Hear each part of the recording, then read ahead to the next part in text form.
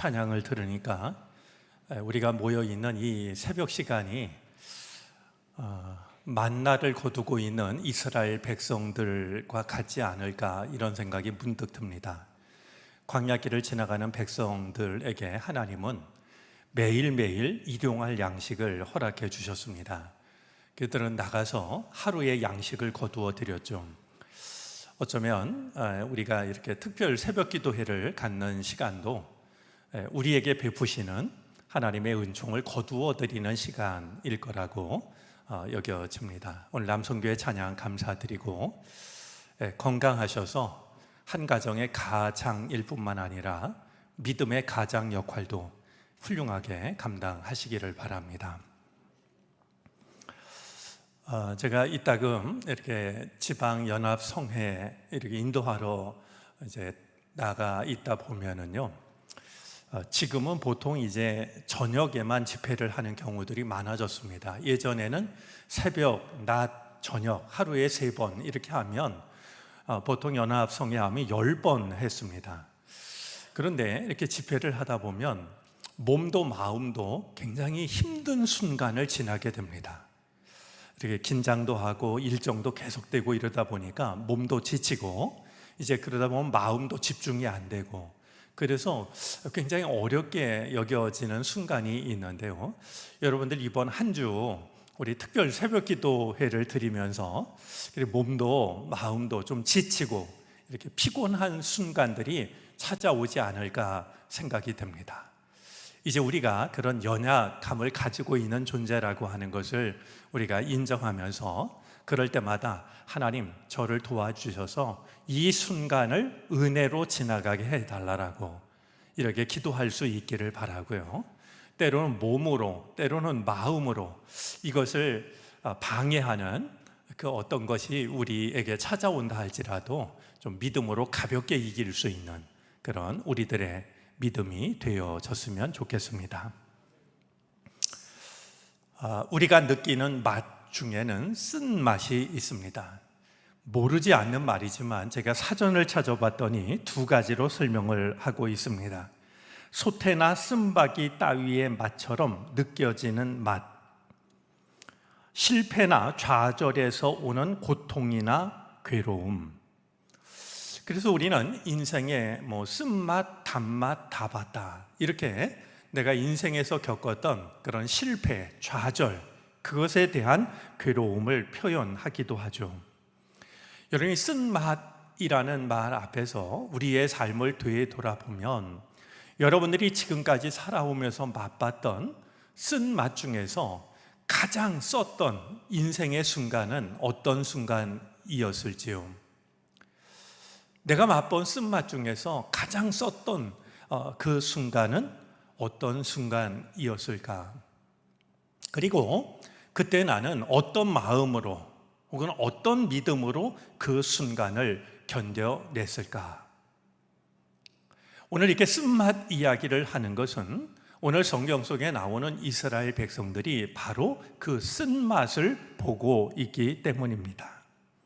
오늘 성경 본문 속에는 2가지 점에서 낯선 대목이 있습니다.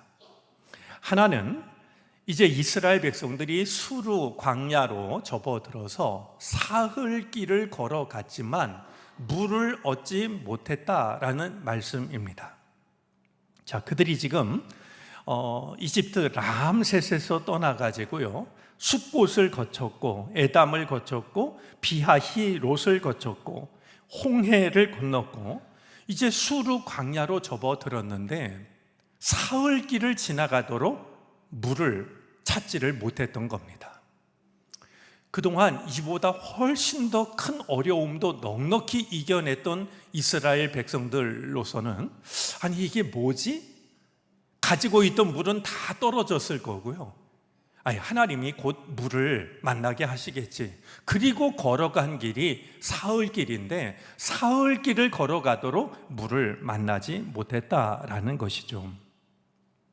자, 또 하나 그들을 당황시켰을 일이 또 한 가지 있었는데요, 사흘 길을 걸어서 마침내 물을 만나게 되었는데 아마 그 물을 만난 이스라엘 백성들은 이렇게 생각하지 않았을까요? 그럼 그렇지. 하나님이 우리를 그냥 광야길로 지나가게 하실 리가 있겠어? 그리고 그 물로 달려가서 정말 목마른 사슴처럼 그 물을 벌컥벌컥 마시려고 했을 겁니다. 그런데 이게 웬일이겠습니까? 사흘길을 걸어 만난 물이 쓴 물이어서 마실 수가 없었던 겁니다. 여러분, 물이 쓰다라고 하는 이 말은 입맛에 맞지 않는다 이런 것보다는 우리로서는 대번 인간이 갖는 생각은 이거 먹으면 큰일 나는 거 아닌가? 여기에 무슨 독이 들어있는 거 아닌가? 이런 생각 아니겠습니까? 아무리 목이 말라도 쓴물을 마실 수는 없는 일이었습니다.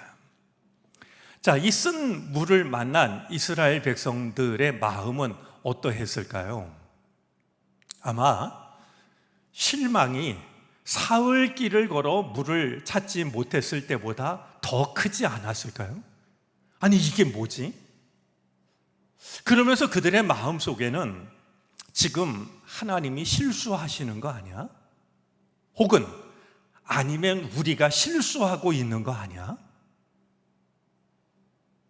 아니, 우리를 이끄신다라고 젖과 꿀이 흐르는 곳으로 이끄신다라고 하신 하나님이 어떻게 사흘 동안 물을 만나지 못하게 하셨을까? 그리고 사흘 뒤에 만난 물이 어찌 쓴 물일 수 있을까? 우리가 눈에 보이지 않는 하나님을 따라간다는 것이 우리가 뭔가 실수하고 있는 거 아니야? 광야에 들어서자마자 이런 일이 생겼다면 앞으로 이보다 훨씬 더 큰 일들이, 우리가 상상할 수 없는 일들이 우리를 기다리고 있는 거 아니야? 그러면서 그들은 또다시 차라리 애굽으로 돌아가는 것이 현명한 선택 아닐까? 아마 생각은 계속해서 이어졌을 것이라고 여겨집니다.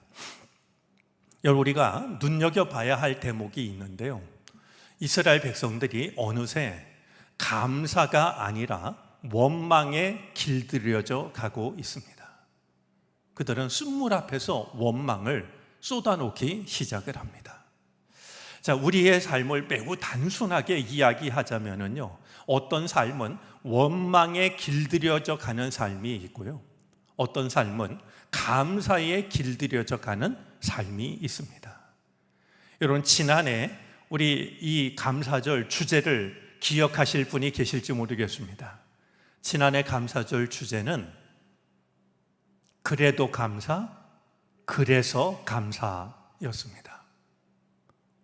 그래도 감사, 그래서 감사. 자, 오늘 이스라엘 백성들의 모습을 매 순간순간마다 하나님의 인도하심을 따르면서도 오히려 원망에 길들여져 가고 있는 이스라엘 백성들을 보면서 혹시 지금의 나는 어떤가? 인생을 살다가 생각하지 못한 어려운 일을 만날 때가 많은데 그런 일을 통해서 나는 감사에 길들여져 가고 있는가? 원망에 익숙해져 가고 있는가? 한번 백성들 앞에서 돌아볼 필요가 있다 여겨집니다.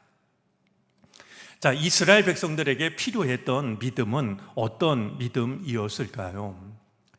그들은 사흘 길을 걸어서 물을 만나지 못했을 때에도, 그리고 그 끝에 쓴 물을 만났을 때에도 그들에게 필요한 믿음이 있었습니다. 그것은 지난 시간을 돌아보는 것이었습니다. 여러분, 우리가 지금 제가 이 이스라엘 백성들의 그 여정을 말씀을 드렸는데요, 그들이 수르 광야로 들어온 지 사흘 동안 물을 만나지 못했다 그랬는데요, 수르 광야로 들어오기 전에 그들이 경험했던 일은 무엇이냐 하면 홍해를 건너는 일이었습니다. 뒤에는 애굽의 군사가 쫓아오고 앞에는 바다가 가로막고 있었습니다. 그야말로 진퇴양난이었죠. 앞으로 갈 수도 없고 물러설 수도 없는 그 상황에 하나님은 바다 한가운데 길을 내셨습니다. 그리고 그 길을 지나가게 하셨습니다. 이스라엘 백성들을 두렵게 만들었던 이제 바로의 병거와 군대는 깊은 물이 삼켰고, 앞서 나오는 7절 말씀을 보면 바로의 군대와 병거를 지푸라기처럼 하나님은 불사르셨습니다. 바다가 갈라지고 갈라진 바다 한복판이 구원의 길이 되는 것과, 그리고 벽으로 세워졌던 그 바닷물이 바로의 병거와 군인들을 삼키는 것을 목격했죠. 이것이 얼마나 놀라운지 홍해를 건넌 뒤에 이스라엘 백성들은 모세와 함께 하나님을 노래했고 춤을 추었습니다. 출애굽기 15장 1절부터 21절은 출애굽기를 둘로 구분하는 분수령이 되는데요, 이 15장 이전은요 애굽이 배경이 되는 것이고, 이 15장 이후는 바로 광야가 배경이 되는 겁니다. 자, 그들이 노래를 불렀다 그랬는데요, 이 노래는 어떤 사건을 오래도록 기억하는 수단이 됩니다. 그러니까 우리가 하나님을 찬송하는 것은 하나님의 은혜를 내가 기억하기 위해서 찬송하는 거 아니겠습니까? 어떤 찬송을 부르든지 우리는 하나님의 은혜를 그 찬송을 통해서 기억할 수 있는 겁니다. 자, 그런 지가 불과 며칠 전입니다. 그런데 그들은 물 없는 길을 사흘 지난 것이고 이제 쓴 물을 만나게 되었던 것이죠. 자, 그랬다면 그들은 지난 시간을 되돌아보면서 하나님이 앞에 바다도 길을 여셨는데, 그리고 우리로 하여금 바다 한복판을 마른 길처럼 지나가게 하셨는데, 우리를 위협하던 바로의 군대를 저 큰 물로 삼키게 하셨고 그들의 병거를 지푸라기처럼 불사르셨는데, 이만한 일도 하나님께서 우리를 돕지 못하실 리가 없는 것 아니야? 우리가 끝까지 하나님이 우리를 어떻게 도우시는지를 우리가 기다려보자. 그들에게 필요했던 일은 하나님께서 자신들을 위해서 어떤 일을 하실지를 믿음으로 기다리는 일이었습니다. 여러분, 하나님을 찬송했던 그들의 찬송 중에는요 11절 말씀에 보면 이 노래의 핵심이라고 여겨지는데, 여호와여 신중에 주와 같은 자가 누구이니까, 이렇게 노래했던 사람들입니다. 홍해를 경험하고 나서 이 세상에 수많은 신들이 있지만 주님과 같은 신이 누가 있겠습니까? 이렇게 노래했던 지가 며칠 전임에도 불구하고 그들은 생각지 못한 어려운 일을 만나자 또다시 하나님을 원망했던 겁니다. 이렇게 백성들은 하나님을 또다시 원망하고 있지만 하나님께서는 다시 한번 그들에게 은혜를 베푸십니다. 쓴물을 단물로 바꾸어 주십니다. 여러분, 사실 하나님이 도우실 수 있는 방법은 여러 가지일 겁니다. 쓴물을 이제 버리고 다른 곳으로 인도하셔서 이제 물을 만나게 하실 수도 있었을 겁니다. 그러나 하나님의 은총 중에는요 우리가 만난 쓴물을 단물로 바꾸시는 은혜가 있습니다. 우리가 쓴물은 소용이 없다고, 내가 쓴맛을 봤으니까 나에겐 다른 은혜가 필요하다고 이렇게만 생각하지 마시고요, 쓴물을 단물로 바꾸시는, 쓴물의 자리를, 원망의 자리를 감사의 자리로 바꾸시는 이 은혜도 믿음 안에서 사모하고 누리시기를 바랍니다. 하나님이 우리에게 베푸시는 은혜 중에는 쓴물을 단물로 바꾸시는, 원망의 자리를 감사의 자리로 바꾸시는 은혜가 있습니다. 과연 이 쓴물은 어떻게 단물로 바뀌게 되었을까요? 우리가 잊지 말아야 될 게 있습니다. 백성들의 원망이 쓴물을 단물로 바꾼 게 아닙니다. 원망은 어떤 것도 바꾸지 못합니다. 우리가 원망을 자꾸 하면은요, 원망이 모아져서 현실을 바꿀 거라고 생각할 때가 있지만 아닙니다. 원망은 현실을 악화시킬 뿐입니다. 원망은 어떤 것도 바꾸지를 못합니다. 오늘 성경이 일러주는 분명한 사실은 쓴 물을 단물로 바꿨던 것은 백성들의 원망이 아니라 모세의 기도였다라고, 모세의 울부짖음이었다라고, 모세의 부르짖음이었다라고 말씀을 하고 있습니다.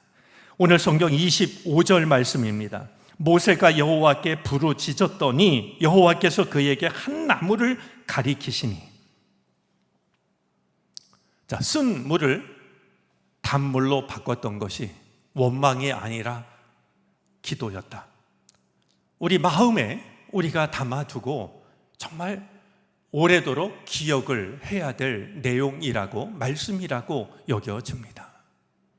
우리 인생에도 쓴 물을 만날 때가 있는데, 쓴 맛을 볼 때가 있는데, 그때 원망은 그 무엇도 바꿀 수가 없다라고 하는 것, 그걸 바꿀 수 있는 것은 기도밖에 없다라고 하는 사실을 우리가 잊지 않게 되기를 바랍니다. 자, 하나님께서 한 나무를 가리키셨고 모세가 그 나무를 이 쓴물에 던지자 그 물이 달아졌다라고 오늘 성경은 말씀합니다. 자, 오랜 시간 동안 과연 이 한 나무가 어떤 나무인가에 대한 관심이 많았습니다. 많은 그리스도인들은 이 한 나무를 십자가로 이해했습니다. 우리 삶에 아무리 큰 고난이 찾아온다 할지라도 십자가를 붙잡으면 우리는 그 고난에서 벗어날 수가 있다라고 이해를 했죠. 참 귀한 이제 이해라고 여겨집니다. 하지만 오늘 말씀 속에는 그런 이해로 인해서 빠뜨려선 안 될 중요한 내용이 있습니다. 여러분, 이 쓴물을 단물로 바꿨던 것, 그건 과연 무엇이었을까? 다름 아니라 말씀에 대한 순종입니다. 자, 하나님께서 한 나무를 가리키시자 모세가 그것을 쓴물 속에 던졌습니다. 여러분, 우리가 하나님의 말씀에 순종하기 위해서는요, 하나님이 그 말씀을 하시는 이유를 깨달아야 됩니다. 왜 지금 하나님이 나에게 이 말씀을 하시는 걸까?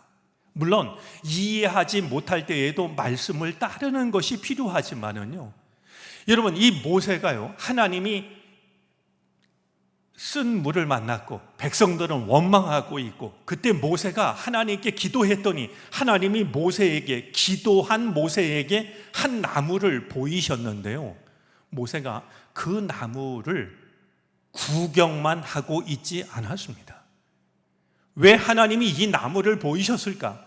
나무 밑으로 들어가서 나무를 붙잡고 기도만 한 게 아닙니다. 모세는 하나님이 이 나무를 보이신 뜻을 생각했고 그 나무를 쓴물 속에 던지는 선택을 합니다.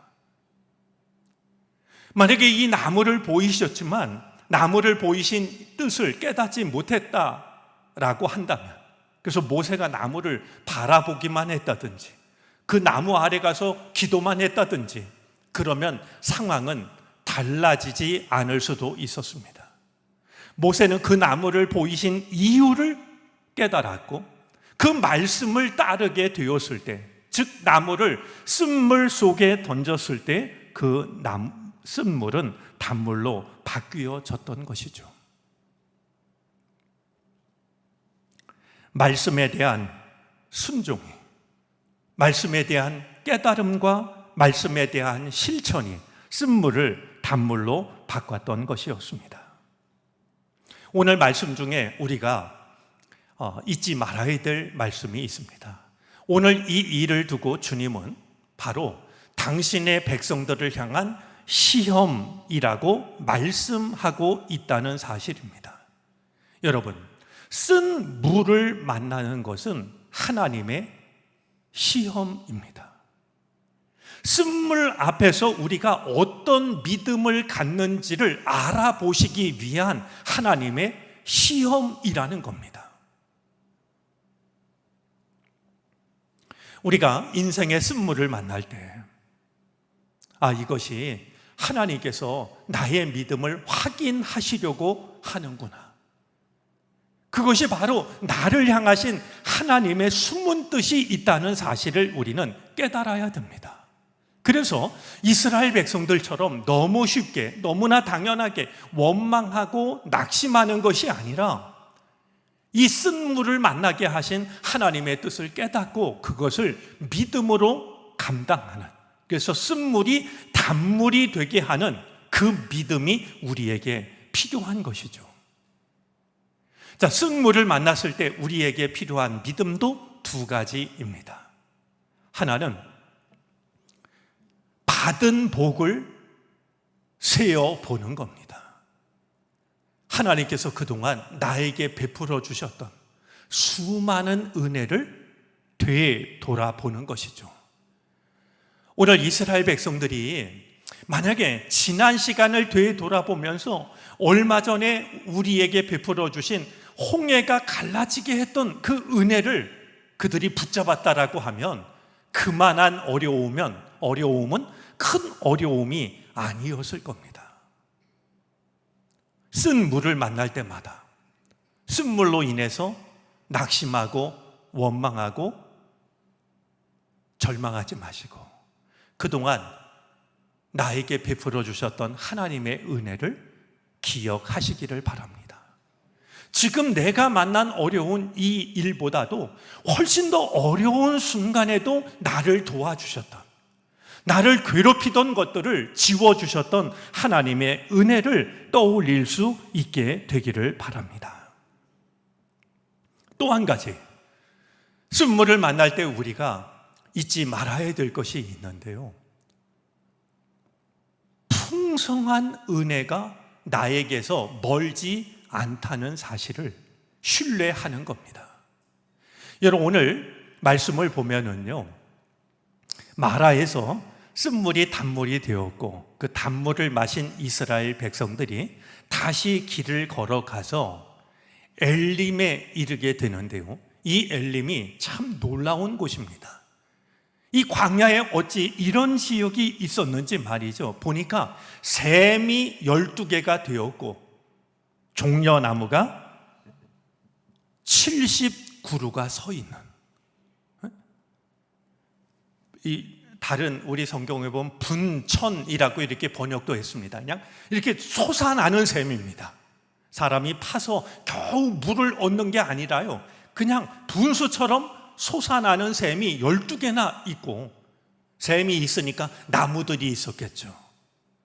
종려나무가 70그루가 서 있는 바로 엘림을 만나게 되었는데요, 이 마라에서 엘림까지의 거리를 오늘 성경은 밝히고 있지 않지만 우리 성서학자들은 이것이 한 10km 정도라고 생각을 합니다.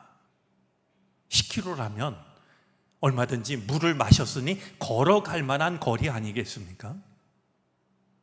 내가 지금 인생의 큰 어려운 일을 만났다 할지라도 나를 위해 예비해 놓으신 하나님의 풍성한 은혜가, 아름다운 은혜가 멀지 않은 곳에 나를 기다리고 있다는 사실을 신뢰하는 믿음이 우리에게 필요합니다. 지금 내게 주어진 것이 쓴물이라고, 하나님이 실수하시고 계시다라고, 내가 믿음 생활하는 게 괜한 일을 하는 것 아닌가, 내가 실수하는 것 아닌가, 그렇게 약해질 것이 아니라 지난 시간 되돌아보면서 하나님이 나에게 베풀어 주셨던 은혜를 떠올리고, 또한 나를 위해서 예비해 놓으신 엘림이, 그 아름답고 풍요로운 땅이 내게서 멀지 않다는 사실을 신뢰하게 될 때 우리는 마침내 마라를 떠나서 엘림에 이르를 수가 있게 될 것입니다. 우리 교우들 중에는 지금 마라에 있는 분들도 계신 것을 압니다. 인생의 쓴맛을 견디고 있는, 참 고통스러운 순간을 지나고 있는 교우들이 있습니다. 하지만 낙심하지 마시기를 바랍니다. 지난 시간 되돌아보면서 나에게 베풀어 주신 은혜를 떠올릴 수 있기를 바랍니다. 또한 하나님이 나를 위해 예비해 놓으신 물과 나무가 풍성하고 아름다운 엘림이 나에게서 멀지 않다는 사실도 기억할 수 있게 되기를 바랍니다. 그래서 이 마라가 내 인생의 마지막 순간이 아니라 젖과 꿀이 흐르는 땅으로 가는 한 지점일 뿐이라고 하는 사실을 믿음으로 인정하실 수 있기를 바랍니다. 그래서 마라에서 쓰러지지 마시고 엘림을 지나서 마침내 젖과 꿀이 흐르는 그 땅을 향해서 담대하게 나아가는, 그리고 마침내 젖과 꿀이 흐르는 땅에 이르게 되는 은혜가 오늘 새벽 예배에 참석한 우리 모두 가운데 임재할 수 있기를 바랍니다. 기도하겠습니다. 하나님, 광야와 같은 인생길을 걷다 보면 물 없는 땅을 지날 때가 있습니다. 목이 말라 쓰러질 것 같은데도 마실 물을 찾을 수 없는 순간들이 있습니다. 또한 어렵게 찾은 물이 쓴 물일 때가 있습니다. 나의 노력의 결과가 오히려 나를 낙심시킬 때가 우리에게 있습니다. 하지만 주님, 습관처럼 원망하지 않게 하옵소서. 쓴물 앞에서도 모세처럼 기도할 수 있는 믿음을 갖게 하시옵소서. 쓴물을 단물로 바꾸시는 주님의 능력을 신뢰하게 하여 주시고 주의 말씀을 따를 수 있는 믿음을 주시옵소서. 우리에게 믿음을 더하여 주셔서 쓴물이 있는 그 자리에서 멀지 않은 곳에 엘림이 기다리고 있음을 알게 해 주시기를 바라고 원합니다. 우리의 가정에 평안을 주옵소서. 우리의 나라의 정의와 공의를 허락하시옵소서. 온 열방에 평화를 주시옵소서. 주님만이 도우실 수 있는 몸과 마음의 무거운 짐을 이 새벽에도 주께 맡기오니 주여 사랑으로 받으시고 능력으로 우리의 몸과 마음을 자유롭게 하시옵소서. 주님 앞에서 시작한 하루가 주님과 동행하는 시간들로 이어지게 해 주시옵소서. 우리가 오고 가며 주의 전에 앉아 주께 기도할 때 성령께서 우리를 도와주셔서 마땅히 주님께 구할 것을 구하게 하여 주시고 주께 구한 그 기도가 놀라우신 은혜로 찾아오는 것을 경험하게 해 주시옵소서. 오늘도 주님을 위하여 어려운 이웃들을 사랑하는 마음으로 예물을 바치오니 주께서 받아주시옵시고 드리는 모든 손길을 축복해 주옵소서. 하나님이 주시는 놀랍고 풍성한 은혜로 하나님의 나라에 기쁨으로 참여하게 하여 주시고 어려운 이웃들을 사랑으로 도울 수 있게 해 주시옵소서. 지금은 우리 구주 예수 그리스도의 크신 은혜와 하나님 아버지의 무한하신 사랑하심과 도우시며 이끄시는 성령의 은총이 하루의 처음 시간 주의 전을 찾아와 우리를 위하여 예비하신 엘림을 바라보게 하시는 예수 그리스도의 은혜와 하나님의 풍성하신 사랑과 성령의 인도하심이 우리 모두와 함께 하시기를 간절히 축원하옵나이다. 아멘.